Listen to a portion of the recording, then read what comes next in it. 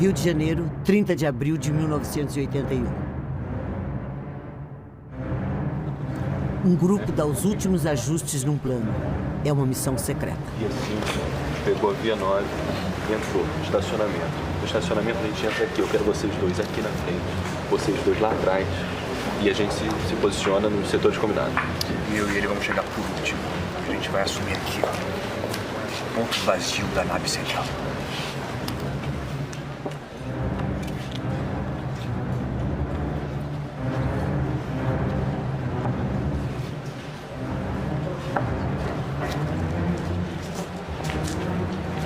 Seu Mário, aqueles homens ali na mesa 4 estão armados.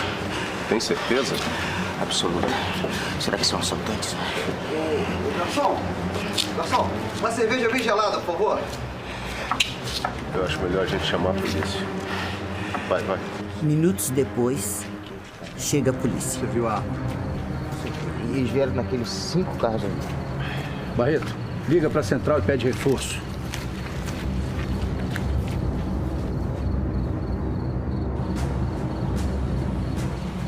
O grupo sai para a missão.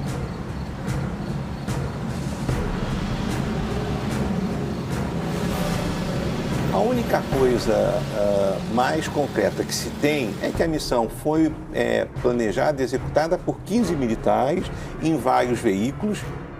8h30. 4 dos 5 carros chegam ao estacionamento do Rio Centro.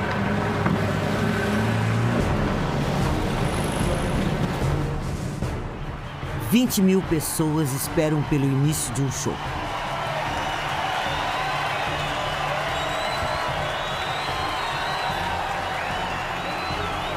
E aquela noite iria ser uma festa. É dia 1º de maio, dia do trabalhador, e que nós estávamos todos ali unidos em nome da democracia. E esse show, a gente tem que lembrar, ele era promovido pelo Centro Brasil Democrático, CEBRAD, que era uma ONG, né, ligada ao Partido Comunista Brasileiro.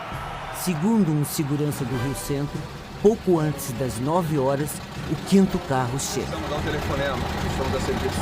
Que tipo de serviço? Somos do Exército. O senhor pode se identificar?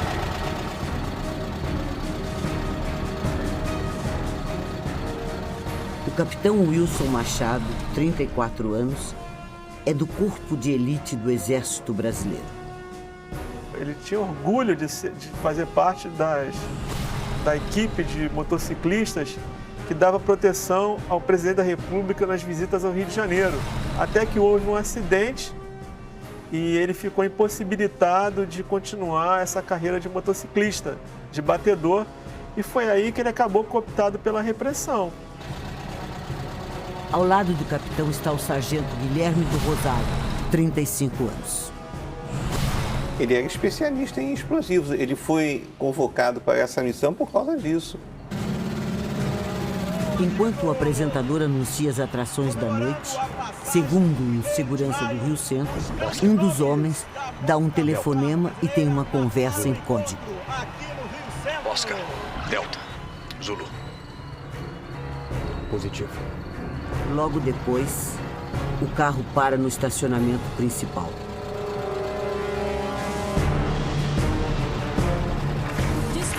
Às 9 horas, a cantora Elba Ramalho abre o show.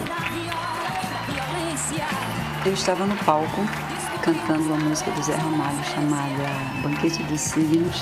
A plateia estava serena, tranquila, participante, feliz. 20 minutos depois, uma explosão.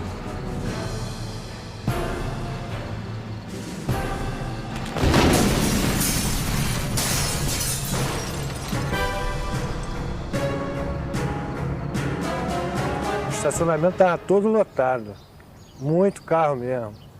Deve ter sido nessa altura aqui, ó, entre esse 9 e o 10 aqui mais ou menos, que aconteceu a explosão. Eu vi, tinha um morto dentro do carro e tinha um outro que já tinha saído do carro pedindo socorro. A primeira reação das autoridades é divulgar que os 2 militares teriam sido vítimas de um atentado terrorista praticado pelos comunistas. Mas os fatos provaram. Os 2 militares não eram vítimas, e sim os culpados. um ato terrorista contra o show 1º de maio, contra o dia do 1º de maio, entende? Eu acho que contra o povo brasileiro. A música popular brasileira inteira estava lá. Se acontecesse essa bomba lá mesmo, ia morrer todo mundo. O Linha Direta Justiça localizou o coronel Wilson Machado, o homem que dirigia o carro em que estava a bomba do Rio Centro. No fim do programa, você vai ver como foi esse encontro. Você diz já foi, eu concordo contigo. Você sai de perto, eu penso em homicídio, mas no fundo eu nem ligo. Você sempre volta com as mesmas notícias. Eu queria ter uma bomba, um flit paralisante qualquer, pra poder me livrar do prático efeito das tuas frases feitas, das tuas noites perfeitas, perfeitas.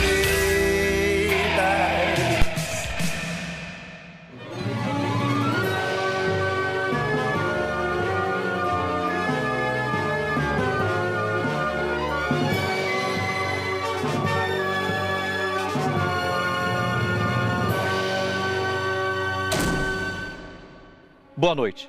O Linha Direta Justiça continua a série jornalística sobre os casos policiais e jurídicos que marcaram o país. No programa de hoje, você vai ver o caso Rio Centro, um atentado à bomba que marcou a história do Brasil e que poderia ter causado uma tragédia de grandes proporções. Um militar morreu e outro ficou gravemente ferido. 24 anos se passaram e ninguém nunca foi punido e jamais será. Para a Justiça, o caso está encerrado. Mas uma pergunta continua sem resposta. Os 2 militares que carregavam a bomba que explodiu estavam ali por vontade própria ou cumprindo ordens do alto comando militar? O Exército é uma instituição que funciona com hierarquia e com disciplina. Então, é inadmissível que um capitão e um sargento façam atos dessa natureza sem conhecimento de seus superiores. Essa bomba não é para matar ninguém. E ela apareceu lá no Rio Centro exclusivamente sob a responsabilidade do capitão, que era o motorista da viatura dele, do Puma dele, e do sargento, que na realidade, no meu entender, era o chefe daquela ação. O capitão não ia partir para uma empresa dessas se não tivesse acobertado. E o capitão, apesar de tudo isso, foi protegido. A bomba do Rio Centro não foi um fato isolado. Ela fazia parte de uma série de atentados que, na época, aterrorizavam a sociedade brasileira. Os responsáveis eram grupos anticomunistas, integrados por militares ligados à repressão e descontentes com o processo de abertura política, que encerrava quase 20 anos de ditadura militar. Agora vamos conhecer alguns episódios dessa história dramática. Organizações de extrema-direita fazem atentados a bancas de jornal que vendem publicações ditas subversivas.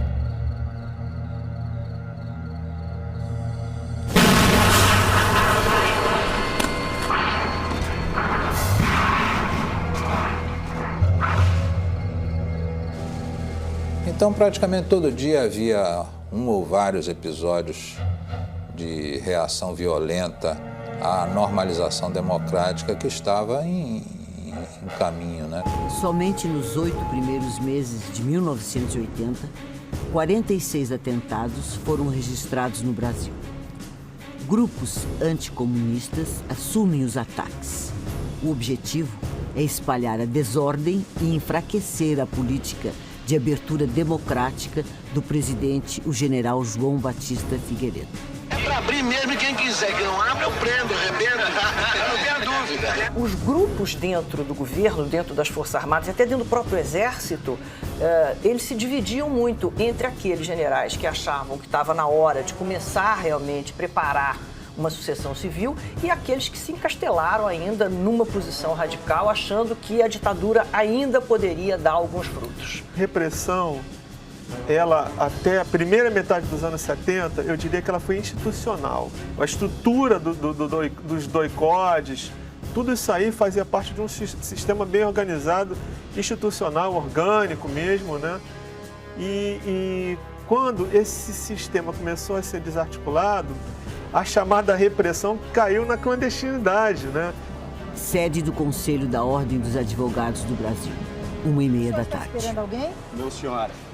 É que eu gostaria de entregar esse envelope para o presidente da OAB e não sei como fazer. Olha, eu sou funcionária da casa. Se o senhor quiser, eu posso deixar na sala dele. Não vai incomodar? Não, de jeito nenhum. Então, por favor, leve com cuidado. Pode deixar. Uma funcionária deixa o envelope na sala do presidente, o doutor Seabra Fagundes. Dona Lida, secretária do presidente da OAB, volta do almoço e passa a conferir as correspondências do dia.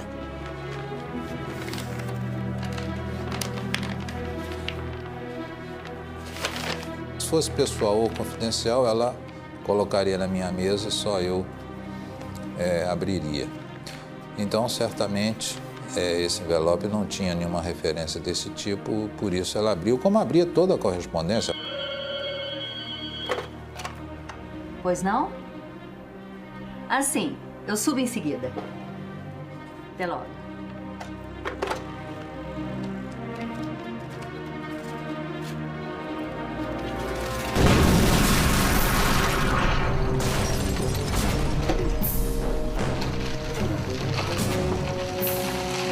Quando cheguei lá, realmente, o quadro era contristador, era terrível. A sala dela tinha sido absolutamente destruída, totalmente destruída. Ela estava muito mal já, tinha sido parcialmente mutilada pela força da explosão e não tinha sido possível salvá-la. A OAB estava naquela ocasião, estava na linha de frente da resistência democrática, da exigência de normalização institucional rápida, né? E então a ordem era como que um símbolo naquela ocasião que precisava ser intimidada. 3 da tarde. A bomba da OAB é notícia em todas as rádios. É quando a assessora do vereador, Antônio Carlos de Carvalho, chega à Câmara do Rio de Janeiro. É um opositor do regime muito forte, uma pessoa que ia para a tribuna, que fazia manifestação, que organizava as coisas, que abriu o gabinete dele. Vocês estão sabendo que explodiu uma bomba na OAB. A gente tem que avisar o pessoal lá em cima para não abrir nenhuma correspondência. Eu tô tentando fazer isso, mas o ramal só dá ocupado. Então eu vou lá avisar. Eu falei, então vou lá avisar. Eu me virei, quando eu me virei, teve um estrondo.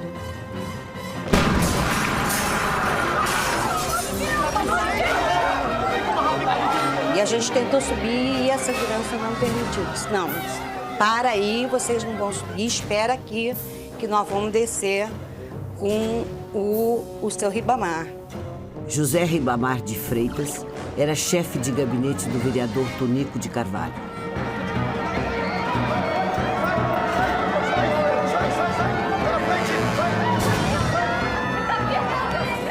José Ribamar é levado para o Hospital Souza Aguiar. Ele perde o braço esquerdo, 2 dedos da mão direita e fica cego. Naquele mesmo dia, uma outra carta-bomba é localizada no prédio da Associação Brasileira de Imprensa, ABI, no centro do Rio de Janeiro. A bomba foi desativada e levada para a perícia. Mas como em todos os outros casos, nunca foi encontrada nenhuma pista dos autores dos atentados, como no ocorrido na Ordem dos Advogados do Brasil. A sociedade brasileira estava indignada com o terror. No dia seguinte, uma multidão acompanha o enterro de Dona Lida, morta no atentado à Ordem dos Advogados do Brasil. Isso marcou a minha vida para sempre. Quer dizer, eu certamente me tornei uma pessoa diferente. Agora, o que efetivamente me chocou mais foi a omissão das autoridades em relação à apuração. O retrato falado dessa pessoa foi publicado no Globo, inclusive, sem boca, sem nariz, sabe, sem olho. Um retrato falado que, na verdade, era um retrato mudo, né? Uma semana depois da morte de Dona Lida, a irmã dela e uma prima vão ao cemitério São João Batista. Boa tarde. Boa tarde. Esse é o túmulo da Dona Lida? É. As senhoras são parentes dela? Sim. É que eu fiquei muito emocionado com o que aconteceu. As senhoras me permitem que eu faça uma reza? Sim. Quem é? Nunca vi na minha vida.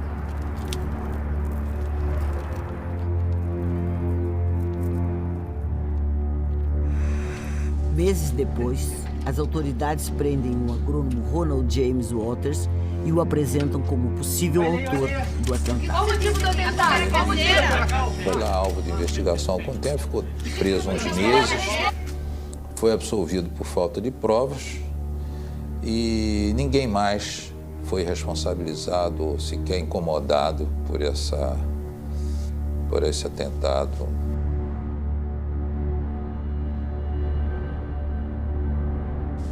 Oito meses depois das bombas na OAB e na Câmara de Vereadores, o pavilhão do Rio Centro, o maior centro de convenções do Rio de Janeiro, localizado no bairro de Jacarepaguá, na zona oeste da cidade, se preparava para apresentar um show em homenagem ao Dia do Trabalhador. O espetáculo começaria na noite de sexta-feira e se prolongaria até a madrugada de sábado, dia 1º de maio. Participariam do espetáculo artistas consagrados, todos comprometidos com o processo de redemocratização do país.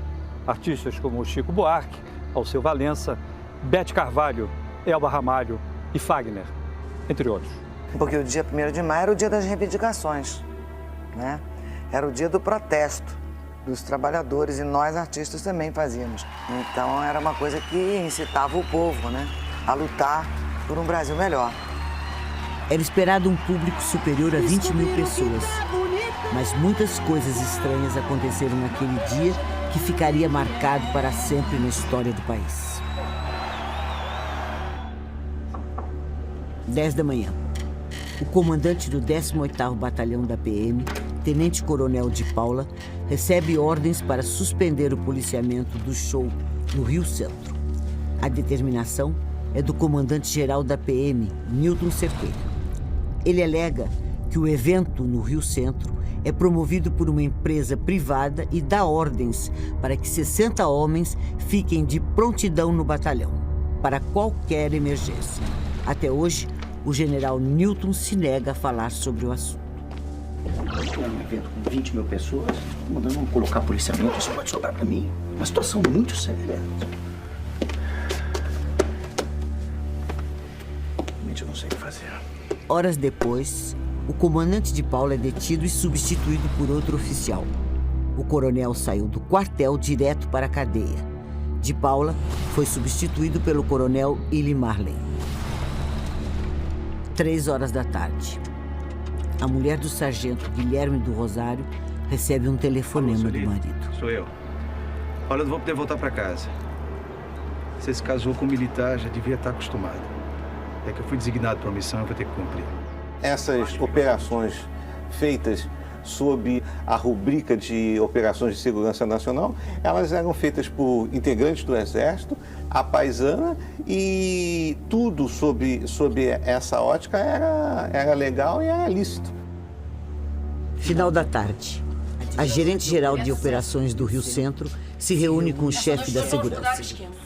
Você vai ficar responsável pelo estacionamento e o Martins vai cuidar da segurança interna do pavilhão. Mas, dona Ângela, a situação já está precária. Você sabe que a PM não atendeu o nosso pedido e o Martins não está acostumado com grandes eventos. Eu sei, mas eu confio nele. Aquilo ali tinha muita coisa diferente. A princípio, eu fui deslocado. Eu, na minha função, dentro da empresa, fui tirado para mim operar o estacionamento. Eu, como chefe da segurança, que controlava tudo, fui para controlar o estacionamento.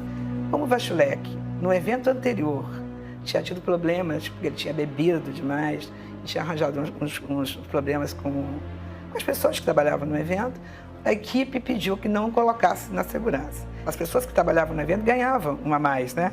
Eu coloquei, para ele não perder essa gratificação, eu coloquei no estacionamento. Segundo testemunhas, além da falta de policiamento, existia um outro grave problema.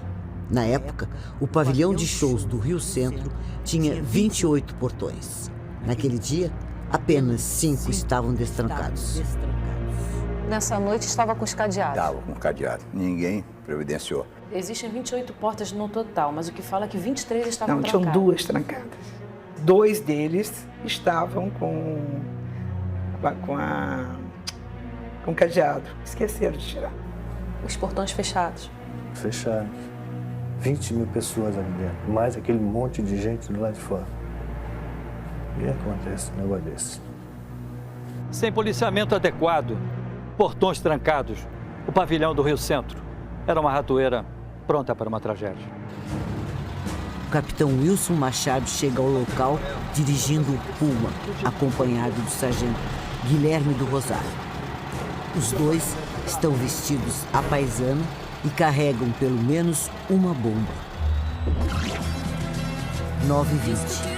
A cantora Elba Ramalho está encerrando sua apresentação quando a bomba explode.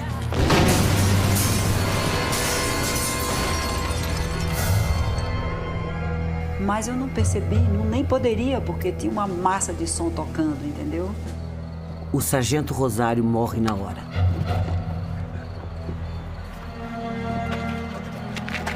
O capitão Wilson está gravemente ferido.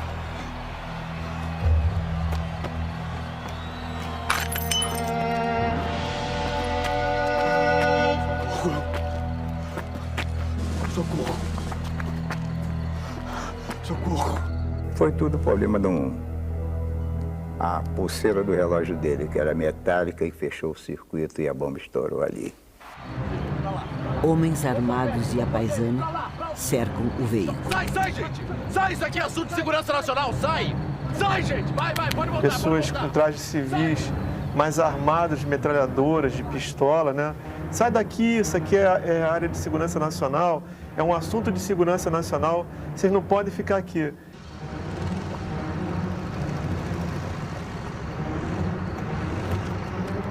O capitão Wilson pede socorro.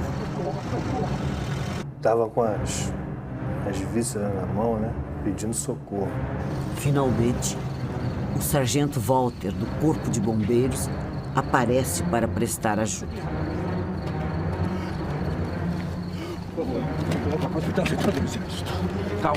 Calma que nós vamos conseguir ajuda.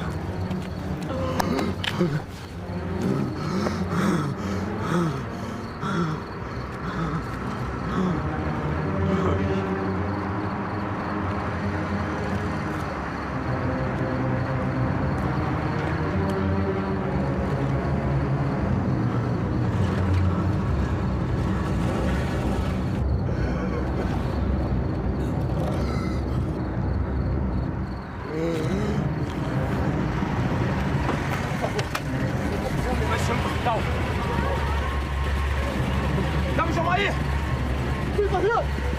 Acompanha esse homem, ele está morrendo! Calma, rapaz. Vamos lá.